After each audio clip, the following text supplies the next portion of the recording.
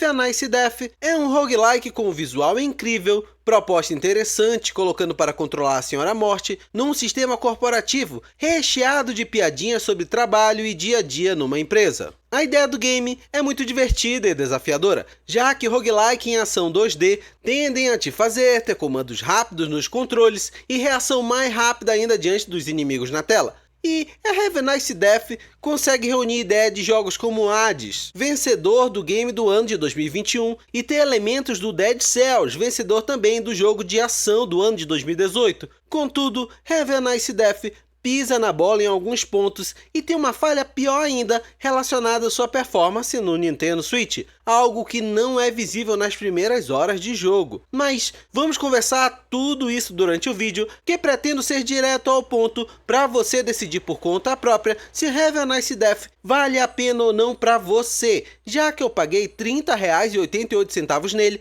na eShop da Argentina, e também quero te contar como paguei esse preço para você avaliar se vale gastar seu dinheiro nesse jogo no seu portátil. Vem comigo para análise.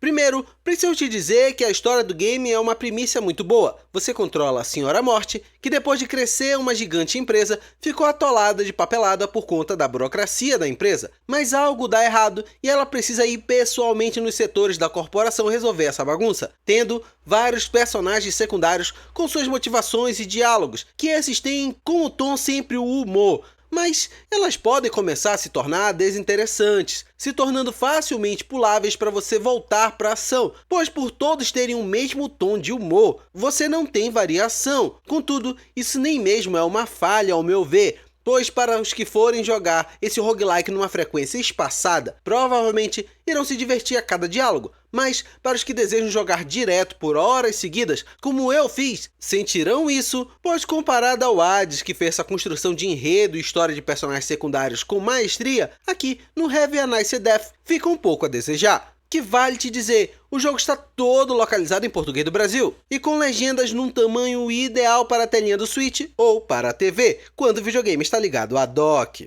E agora, deixa eu te falar da jogabilidade dele. Temos aqui um roguelike em 2D com velocidade de ação na média. Não é um jogo muito rápido, onde você sempre precisa ter reflexos rápidos demais e nem lento ao ponto de sentirmos o peso das ações do nosso personagem. Aqui, a movimentação e ataque pode ser planejada em determinados combates. Temos aqui 3 botões dedicados ao ataque, com o botão principal, que comanda a foice, que pode ser alterada por tipos, que são te apresentadas no início do jogo e permanecem com você assim por um bom tempo, e temos as armas secundárias e terciárias, que essas variam de acordo com a sorte avançando nas fases e a sua liberação de itens comprados, que aqui é inteligente ver que conforme você cumpre objetivos secundários, como matar X inimigos ou enfrentar Y vezes um determinado chefe, o item se torna mais barato na loja, bonificando os jogadores que passam por determinados caminhos muitas vezes. Um outro detalhe legal no combate é que o que te machuca são os ataques dos inimigos, não encostar neles, algo que é meio bobo para muitos, mas por estarmos falando de um roguelike, o combate precisa ser refinado para lhe motivar a voltar várias vezes no ciclo repetitivo. E falando em ciclo repetitivo, os chefes e subchefes são bem bonitos na tela. Cada um tem movimentos específicos e tem um fator de dificuldade que vou precisar dedicar um tempo somente para falar sobre isso mais à frente.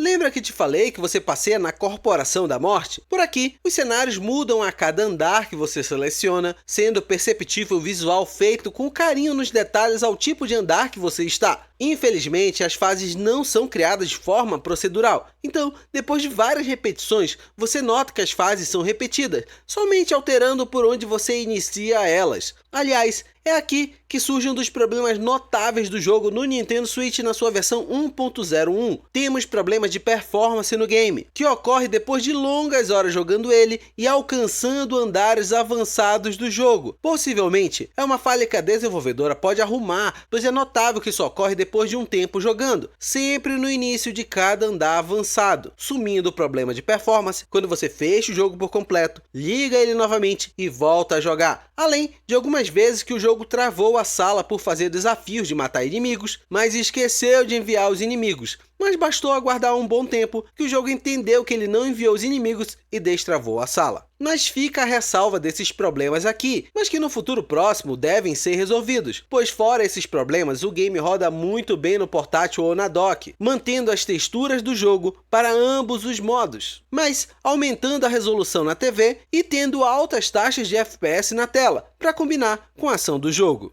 E agora deixa eu te falar da curva de dificuldade do game. Ele tem uma curva desproporcional. No começo, ele é bastante fácil, mas depois disso ele tem inimigos de fase simples de serem derrotados, com chefes e subchefes difíceis. Então, esteja avisado que o game te deixa passear no avançar das fases, com alguns momentos que travam teu caminho para te obrigar a derrotar inimigos, mas os chefes terão dificuldade acima da fase em si. Se isso é bom ou ruim, depende de você. Mas achei que os chefes não faziam jus à fase onde eles estavam, além de termos um método de cura no jogo escassa. Mas quando o game quer te ajudar, faz os inimigos largarem mais itens que ajudam e faz a partida se tornar injusta, seja para o seu lado ou contra você, pois se sempre tivesse um percentual parecido de drop, seria mais justo. Mas também outro ponto que um ajuste numa atualização futura pode resolver ou não. Além do fato que a passagem de nível e progressão do jogo não balanceia a curva de dificuldade, nem temos upgrades que façam as armas do jogo elevarem um nível permanente. Tudo é reiniciado, independente do nível, o que vai permitir os hardcores terminar esse game em 6 horas,